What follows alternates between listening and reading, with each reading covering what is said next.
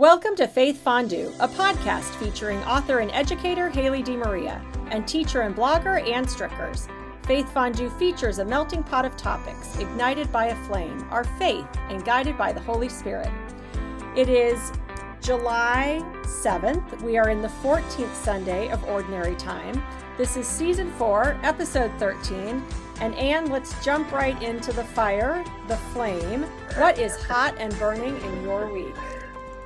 Well, yeah, flame is appropriate. Some friend posted that they were walking on the surface of the sun where they live. It's been so warm. And it was very, very warm in the Bay Area for an extended period of time. I mean, that's not unusual in the summer. My parents are about 30 miles east of San Francisco in a town, Danville. And it was, Haley, over 100 degrees each day. So we don't have humidity in the way that you might in, Maryland, but it was high temps. People are saying it was nuclear hot, things like that. So, my brother described being outside like being in a sauna. It was cooking. It's definitely summer. And every summer is different, but this made you really think about what you were going to do. My nieces, it's interesting because they were really dialed in with the UV, the number on UV rays. So they're like, oh wow, today's an 11, today's a 10. Mm-hmm. Like they really were aware of that. And I thought, I'm glad that that isn't something that's on my radar, so to speak. Right. And so they are, well versed and trained. They're disciplined in putting on sunscreen and whatnot. But if you're in a pool or outside for any amount of time, you need to have that. Yeah, no, that reminds me of something we had in the newspaper in Arizona when I was growing up, the Arizona Republic. And of course, growing up in Arizona, we didn't have humidity either. And I'm not sure this is appropriate to say anymore. So I'm going to let everyone know that this was in the 1980s, printed in a newspaper every day in the summer. But at the bottom of the front page, they had what they called the White Man Burn Index. And that was the number of minutes it would take white skin to burn. Wow. And I remember sometimes it would be like 6 or 8. So, less than 10 minutes it could take to burn your skin. So I'm going to guess that is not how it's printed, if it's printed at all in the Arizona papers, but good for your family to be dialed into the UV. I would imagine that's maybe index, right? UV index? Yes, right? The UV index. Yes. Yeah. Because it does not take long for skin to burn, especially, for someone like me who hasn't really been exposed to the sun all summer and then decided to go to the beach this weekend. It was, I was definitely layering on the sunblock.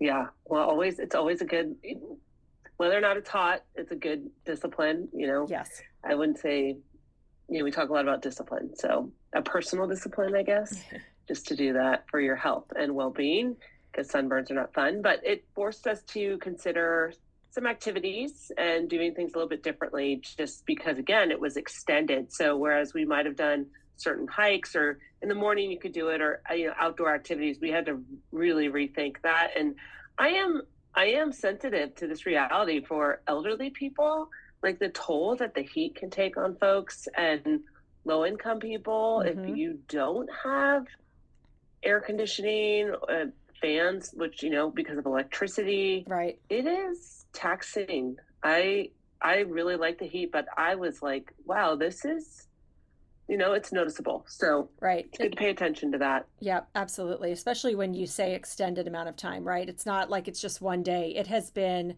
in some parts of the country, almost 2-3 weeks where they have had extraordinary heat. So stay cool, everyone. Yeah. Drink a lot of water. That's exactly summer is right. here. Yes. So we did get on the water. Again, just rethinking what we were going to do. We went to Alameda, which is a town next to Oakland, across from San Francisco. And they have this great little estuary. And in the estuary, you can go kayaking or stand-up paddleboarding. Or there's these other types of surfboards that are like, you can balance above the water. I'm not really versed in what those are, but it's funny because I don't know what made me think of it, but maybe in April or May, I started thinking about what I wanted to accomplish this summer. And one of my quote unquote goals was to get on the water through paddleboarding. I would love to surf. I've talked to my doctor about it. I'm not really able to surf. Even if I could, that's a huge, it's a really a skill and a talent that people invest in. Stand up paddleboarding, I'm here to say, I really think one of its virtues is so many people can do it. It's a great way to get on the water.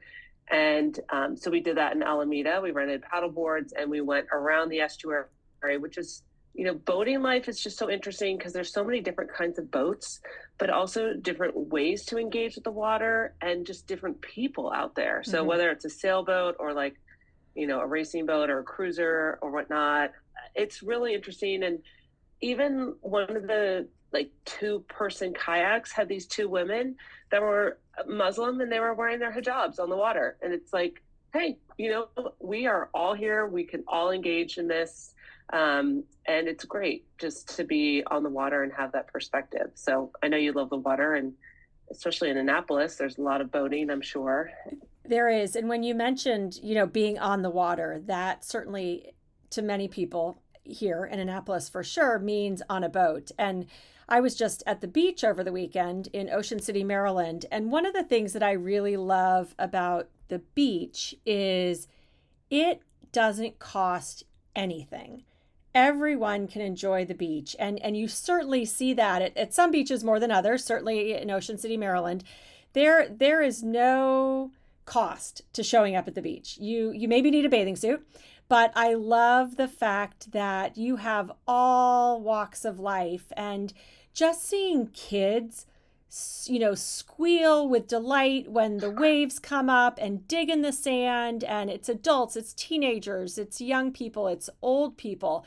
Or the elderly. I love that about the beach. I certainly love the water. I could sit and look at the beach and the waves all day. We did. We were there till almost 7 o'clock, sometimes past that every night. Wow. And I love the socioeconomic diversity. You don't even know, a person's socioeconomic status there. You feel it in Annapolis with people have boats and not boats. And so that certainly could be a barrier to getting on the water, but not at the beach. The beach is for everyone. And I love that about just going to the beach and watching everyone just really enjoy it. We did see one rescue, so you do have to be careful. It was not, I don't think the person was in serious danger. They just didn't feel safe out there. So the lifeguard did go in to rescue them. So there is that part of the water that I think we all have to be mindful of, whether you're stand-up paddleboarding or just at the beach. But it is truly one of the things that I love about the beach is just seeing everyone really, really enjoy it. That's great. So, and you're so right about beach and beach access, and you just hope, that whether it's a lake, lakes have beaches, obviously, or the bay or an island, whatnot. It is a great way in the summer or any time of year to be outside, especially. So are you a good beach reader? Would be my question. Do you bring the right book? They'll always say, this is a great beach read, or are you magazines, or what's your way of, 7 p.m. is pretty late. I don't know that I would need some activities, Haley. So I'm out there. As you know, I am a book listener. But only one day did I actually take my AirPods to the beach to listen to a book. And that was because I knew I was going to be the first one out there.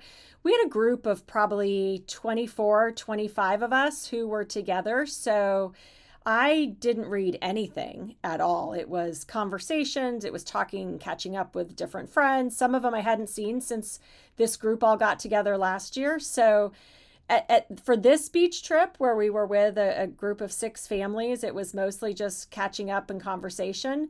But there was one morning when I did listen to my book. And was it more of a beach read? It just happened to be, yes, because the book I was reading prior to this was pretty heavy.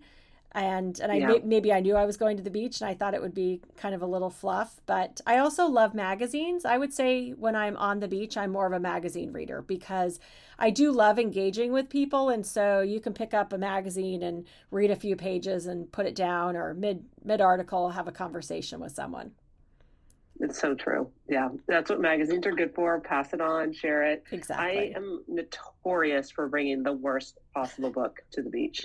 I can tell you, I read Native Son, which is a really intense, it's one of the great American novels. And it's about redlining in Chicago. I read that on the beach. Like, that's terrible. Or there was the Michael Lewis about the money, the collapse of, the mortgage collapse, the Big Short. I think I read that on the beach. So I need to be coached up for my beach reads, or you know what? When it says this is a great beach read, I'll just pay attention to that. Take that to heart. Absolutely. Yeah. But I like that idea, or that image of you sitting on the beach, listening to a book on, do you always call it book on tape? Book on? I just say audiobook. Mm-hmm. Yes. Yeah. Now that we have so many versions available. So a good beach audio listen, or whatever. A good beach listen. It's still a book read. I guess it's a good beach book. Yeah. Good beach read. Yeah. So I would say that, that's part of, kind of the last couple weeks since we last connected. There's the movie 4 Weddings and a Funeral. I feel like that's kind of been my last few weeks, 2 funerals, a holiday and a retreat. The holiday weekend, we just came out of the 4th of July. That is an A-list holiday. It was really nice this year because it was on a Thursday. So most people had Friday off. If they didn't, many people took Friday off or worked remotely on Friday, but it was a nice long weekend for everyone. And it certainly was for us. We, again, got together there were 6 families, and we get together once a year. We try to more often than that, but it's hard, and hit the beach. I did attend 2 funerals since we last connected, and they were very different in nature, but also very grounding in the sense that I think with our faith, the Catholic faith, the funeral mass is a really beautiful tribute to families. One was exactly that. Dick Rosenthal, our athletic director at Notre Dame in the 1990s, passed away. He was 91 years old. He has 8 living children, many grandchildren, great-grandchildren were there. It was a really lovely coming together to celebrate a life well-lived and a very meaningful life. In contrast to that, I unfortunately attended the funeral of one of my son's classmates who was 20 years old and had passed away from leukemia. And that was also a beautiful tribute, but a really hard funeral as well. It's interesting because so many times when someone passes away or you hear of someone dying, especially on social media, you see posts about how sad it is, or we're praying for the family, all of those things. And this was just a tough one. And of course there is all that, but in my mind, all I kept thinking is, but this is hard. This kind of, for lack of a better word, it sucks. Yeah. And I'm going to say that because for the rest of the story, I went to this funeral, and when we got there was the priest who was young and knew this young man, and he said, I know I'm a priest and I know I'm in a church. This was during the homily, how he started out. He said, but I have to tell you, being here and saying this funeral mass for this young man, it sucks. And those were his words during the homily. And that's how I felt. So it was hard. Again, that's really just stuck with me. I can't kind of get away from it. But again, it grounds us. It brings us together in our faith. And I think it's one of the things that I know is so important to both of us, is that sense of community, that sense of faith. I feel like that's what these last few weeks have been for me with these funerals, with the leadership retreat I went on where I work at St. Anne's. We had our leadership team come together for 2 days in that retreat format, which was really meaningful. And then coming off again on this holiday weekend. So a lot of emotion these last few weeks, joyful and sorrowful as well. But again, just a great reminder, a meaningful reminder of what's really important and keeps us grounded. Right. Yeah. I haven't seen Inside Out 2. I'd like to see it. Inside Out 1 talks a lot about, joy, right, and sadness, and just both of those emotions, how we carry them. And that is, your summary is so fitting for that. And just the acknowledgement that this was just really hard. And I appreciate the priest's words, because 20, for those parents, there's the before and after. That's just so tough. Yes, it is.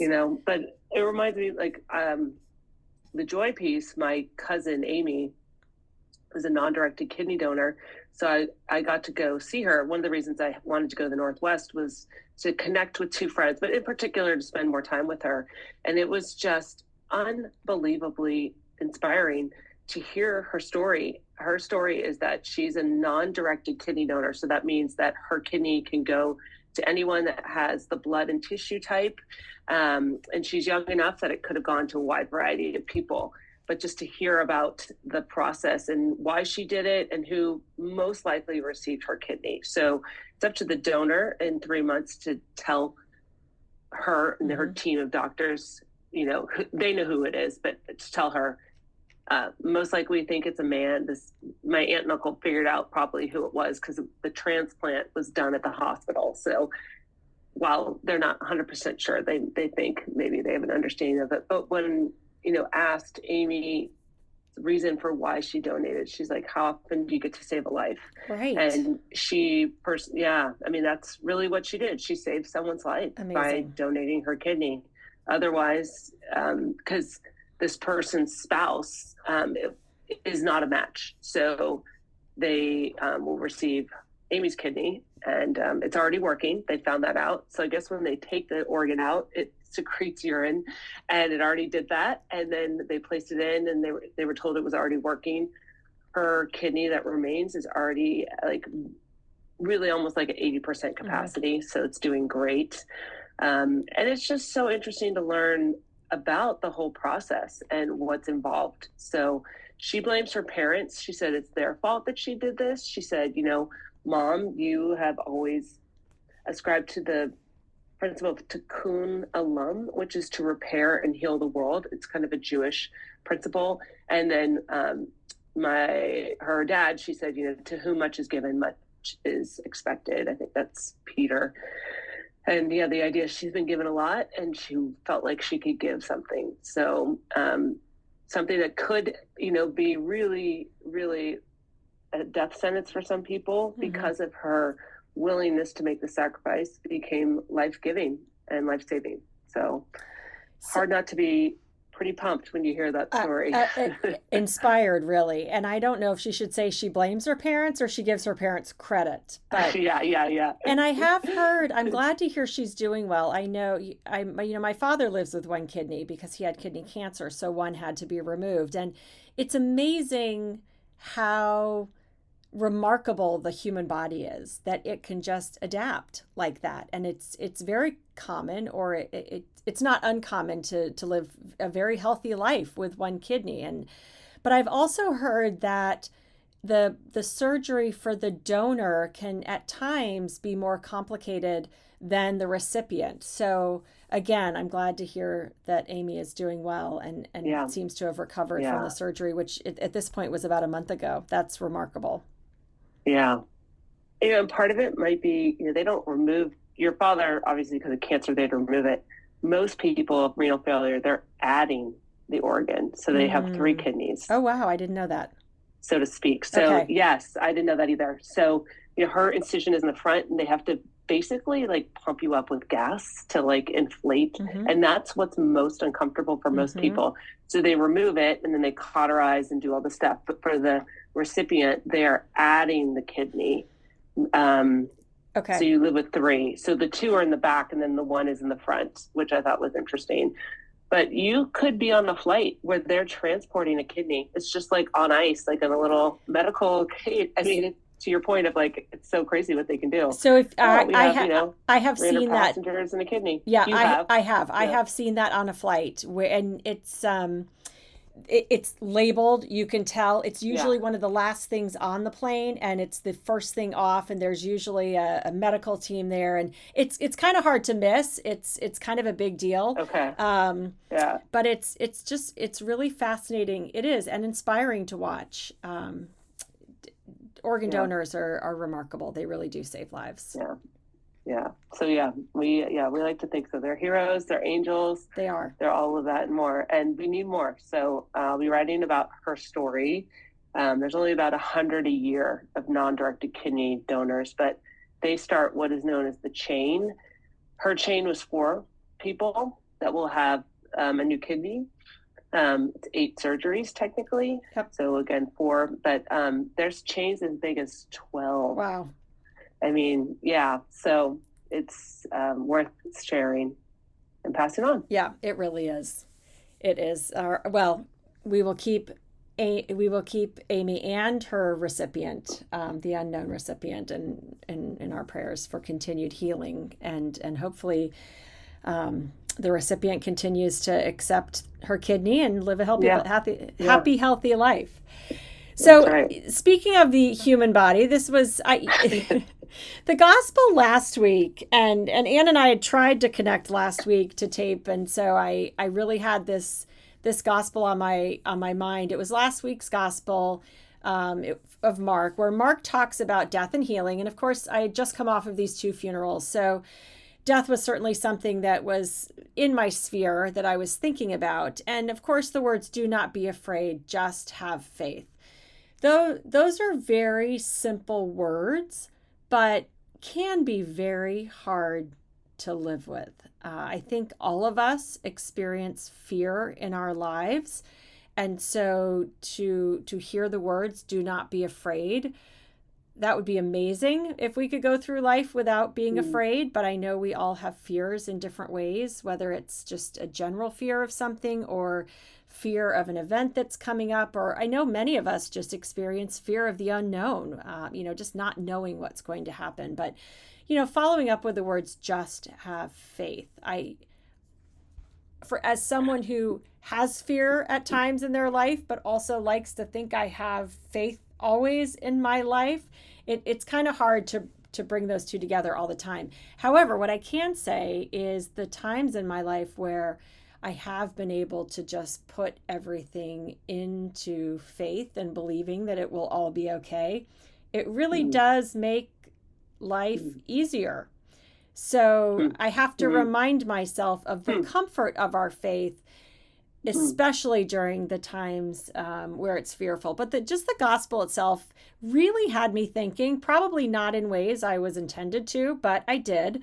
There was the story of the 12-year-old young girl who comes back to life, and that would be amazing and miraculous. And so I appreciate that story. I do feel like maybe it is a story, but I'm not going to judge. But that was interesting. But then I also, there was also the part of the gospel that talks about the older woman who had been afflicted with hemorrhages for 12 years. I believe those were the exact words. Now, I don't know if I would consider myself an older woman, definitely middle-aged at this point. But the whole idea of hemorrhaging for 12 years just seemed like a little bit of a stretch for me. So I'm going to go with that being a story too. And I need to dig more into that to figure out what was going on. Yeah. But I get the idea, of course, with death of certainly death of a child, of a 12-year-old girl, if there would be fear in that. And certainly if I was hemorrhaging for 12 years, I would find that very fearful too. And I would have to try to have that faith. But it was interesting because I need to sort of, take the stories for what they are, and that is to get me thinking about the gospel, which it did, and then really think about how do we live not in fear, and when we do find something fearful in our lives, turn into our faith. And that's not always easy, but that is going to be something that I keep in mind and try to navigate with. Yeah. Did the homily help?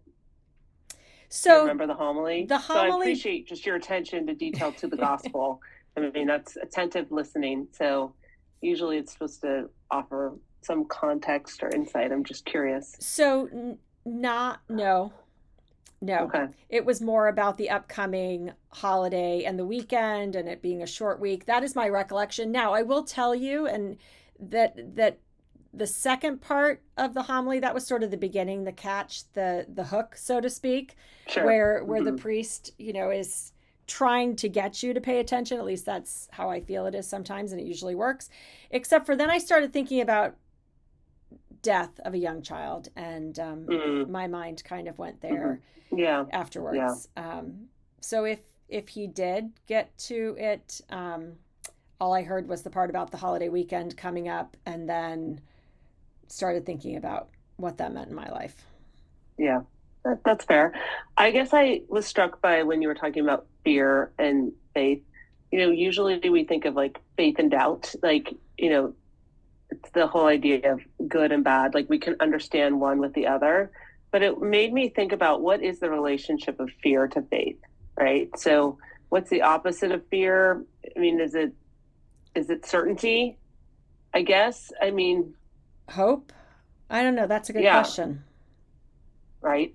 So there is some sort of relationship here, though, is what Right. I'm started was what you got me thinking about. And we know throughout the Gospels. Well, that's why John Paul II, his first words as Pope were, "Be not afraid." That is unbelievably common in the Old Testament and the Mm-hmm. New Testament, Mm-hmm. whether it's visiting the angel, visiting Mary, Joseph in a dream, be not afraid. But yes, even in this message, the absence of fear, and then your personal testimony of like in your own lives the time when you have been able to cast it aside. And I would wonder, was that because of prayer? Was that because of just like what was going on? Is it just this, faith is this gift and it's almost like a residue, right? It's something we build up over time. So that's why you build up anything, muscle or something, because it will pay off in these times. Like if we have it or work toward it, or, I don't want to say flex that muscle, but No, that I was just going to say it's an exercise. It takes practice. yeah, I think it's something that we have to practice. It's a spiritual discipline. yeah, yeah. And I was reading the latest Notre Dame magazine, the article about the new president, Father Bob Dowd, and he said one of his goals as a priest is to help people see there is more to life than what meets the eye. And I said that's exactly my premise as a sports and spirituality teacher. Mm-hmm. It is right. There are people that can point the way. So in our faith, in our lives of faith, there are people that can say, yeah, there's this practice that you do, but also to give us those reminders. And this gospel, it seems very direct, very abrupt. So like, here's our reminder, but it's like you're put in the background of all these other things that have happened. So it's a meaty stew there, is what I would say. Yes, Yeah. it was. It was. Yeah. And I always think about the woman with the hemorrhage, just her drive and her real just desperation and pulling on Jesus's tassels. I think they even say, but I always think of Jesus as a Jew would have had these prayer tassels. So Mm-hmm. I kind of picture it. And I think about like how ardent her desire for healing is. And she just goes for it. And I'm like, way to go, girl. Like you just went, and he even knows, right? He turns around we imagine him in a crowd. So it's so human and visceral. It's you brought it to that level again with like 12 years of hemorrhaging. Whoa, middle age. Geez. I Yeah, it's a lot. Yeah. That's a lot of blood to lose. Yeah. I think that's what I was Yeah. thinking. Yeah. Very practical. I appreciate that. Well, I Yes. don't know. Yeah. Well, I'll catch us up with this week. So it's funny you mentioned the holiday weekend because, well, Mass concluded with the song America the Beautiful. And the cantor, he has the perfect voice for singing that in church. And I thought this is just a nice way to kind of round out the weekend to sing this song, which is so moving. I heard it on the 4th of July by Ray Charles as we were watching fireworks. But today's second reading is kind of what caught my attention because it's one I really appreciate. It's St. Paul to, I believe, the Corinthians, but he has a reminder also about faith. And it's when I am weak, then I am strong. And it took me like a while. I remember when I first heard somebody mention that as like a favorite passage of scripture. But for me, it took me a while to kind of understand it. And it's a sense of like, maybe when we lack faith, maybe when we are, have fear, we're weak. That's human. And that's where we have to lean on God because God takes the increase. God is the one who will show the way or provide. And I need that reminder. So when I am sinful, when I have doubt, that one singular line, he has it in a larger context He says, therefore, I am content with weaknesses, insults, hardships, persecutions, and constraints for the sake of Christ. I'm not content with those things. The point is, like, we're going to have them. But again, that reminder, God doesn't expect us to be perfect. No. And to have it all figured out. God is God. We are the human side of it. So lean into that, so to speak. Love Amen. it. It's a good one. Well, and I think at least for me, and I would imagine many others, the fear of not being perfect and the fear of not getting something right or doing the right thing or making the right decision or saying the right thing, that even in that fear is the reminder to not be afraid, right? Don't be afraid to just live your life and make mistakes and be human, because he does love us anyway. Yeah. That's a real lesson in humility. And my brother was reading a book on Dietrich Bonhoeffer, but it was talking about spiritual pride just being the downfall of humanity, and that one of the best things we can do is pray and turn to prayer, because it's an exercise in humility. So it's the opposite of pride, because to your point, we are not perfect. We won't say the right thing. I will hurt you. I will disappoint you. Right. And so we need forgiveness. We need mercy. We get that from God. God gives it to us so we can extend it to others. When I am weak, then I am strong. Yeah. Yes. Amen. Amen. So our melting pot takeaways. Yeah. I saw Father Malloy last week. He gave the homily at the funeral that I attended of, again, Dick Rosenthal was the athletic director during the 90s. Father Malloy was the president of Notre Dame at the time. So I did see him afterwards, and we had a good chuckle about no one knowing why we call it commencement mass versus baccalaureate mass. He asked me if I had found out the answer. I said no, not yet, but I would keep him posted. So that's been going on now for, I think, about almost 2 months now. We're trying to figure that out. I love that you circled back to it, too. I did. So just wanted to follow up on that and share that with everyone. But I do think one of my takeaways for this week is to, during any times of fear or uncertainty, till we meet again. I'm not going to say forever, but I'm going to just give myself a week or 2 weeks to lean into my faith, to turn it over, to trust in knowing that all will be okay, and in whatever that looks like. No, and if it's a tough answer, then my faith will be there as well. So my goal is to not be afraid in the larger sense of the word, not just fearful, but just not be afraid to just live my life in a way that knows that my faith will be there for me when I need it. Such a great prayer. Just to Well, it sounds again like everything in our faith. They are simple words, but oftentimes very hard to put into practice. True. Yeah. Don't let that be a hurdle, listeners. Yes, go for it. I did want to ask this about the Malloy connection. Okay, you said the word chuckle. So I noticed that people say that. What is a chuckle to you? Like, why did you say we had a good chuckle versus a laugh or amusement? I'm just curious, because chuckle sounds good for writing, but it's like, how often do we really chuckle? I think we do. So I'm curious how you... So I don't know. How do you define chuckle? Would you like an example? So a laugh to me is a longer, extended expression. So laughing is it doesn't even have to be a belly laugh, but it's something that goes on for a longer amount of time than a chuckle. A chuckle is a shorter expression of laughter. Yeah. And like kind of delight, right? Yes. And right? Yes. It's not even something that's funny. It's more of a, obviously it is a funny sentiment, but laughing is something that has made you laugh. It is something that is humorous.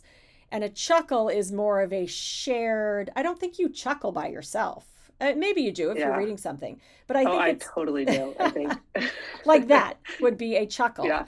and not Right. like a laugh where you are truly engaging in something humorous. Yeah.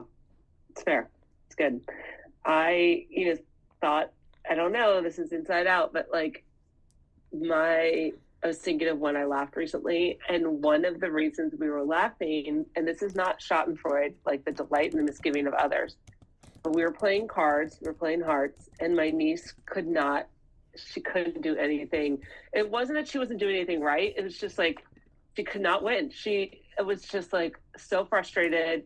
We all felt for her, but we were laughing because it was so bad, right? So the spirit of it was kind of like, I don't want to say joyful, but it was funny. And even she was kind of like, frustrated. So it was not a chuckle. It was a laugh, but it wasn't like laughter can be mean, as we know, right? Oh, yes. So yes. Is there a mean-spirited chuckle? I guess I'm extending our metaphor here. That would be snarky. Yeah. A mean-spirited, snarky, yeah. A mean-spirited chuckle would be snarky.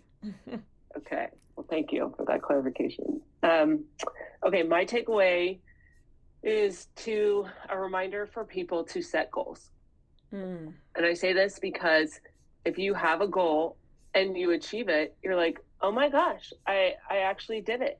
So I mentioned paddleboarding, and I really wanted to make sure that I got in some paddleboarding. I didn't have a set plan, Haley. It wasn't like I'm signing up for lessons or I'm going to buy a paddleboard, but I just made it kind of a priority of mine. And the first time it happened, I mean, I'd done it before, but really it had been a while. The first time it happened was kind of by accident. I was up in Gig Harbor, and it was with my aunt, uncle, and cousins. We were visiting another family. They happened to have a paddleboard. They were like, do you want to go in the water? I said, yes. So I went in with them, got it going. And then when my nieces came, I was like, we're going to do this. And I found it. And it's like, hey, I actually did something that I had said I wanted to do. So I think for anybody, I think that's a good practice. Set goals. Yes. And when you and it's a realistic goal. Like it's also like, I could easily not have done it, but when you do, say to yourself, good job, like feel good about it. So whether that's a spiritual goal, a physical goal, something just like an activity goal, that's what this is. Like maybe your activity is to get to a national park or state park this summer. Boom. Then when you do it, just acknowledge it. So that's great. I think listeners, your takeaway is set a goal. Well, but I think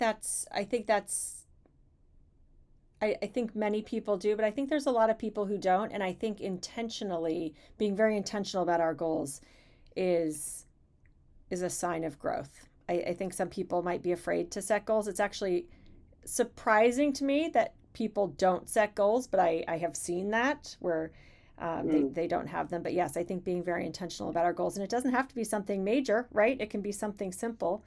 And right. It's like writing out a list and a checklist and making sure that you get it all done. Even a to-do list is setting goals. I know, again, that's true. It doesn't have to be major, but it also can be. Yeah. Long-term goals are certainly important too. Yeah. Well, I'd like to spend then the next 2 weeks just kind of thinking about different ways that we just naturally, like you said, a checklist, like what are some things that we naturally do that are setting goals, and then, right, and just helping ourselves recognize, hey, you're doing this. So, in the past, I set a goal to read 22 minutes every day. You can call it a habit now, but, even like you're building a new habit, for the most part, it's stuck. So these are things that can stick with you too for your long-term benefit. Yes. So, and some won't. And that's okay too. But it's even setting a goal and not meeting it is just the intention of setting the goal is a success. And we have our goal of 24 episodes in 2024. We have just completed our 13th episode, so we are more than halfway there. We are a little bit more than halfway through the year, so we are right on track. So check that off for us so far, maybe half a check, halfway there. But I've certainly enjoyed these first 13 episodes. I look forward to at least 11 more the rest of the year. And I hope everyone had a wonderful 4th of July.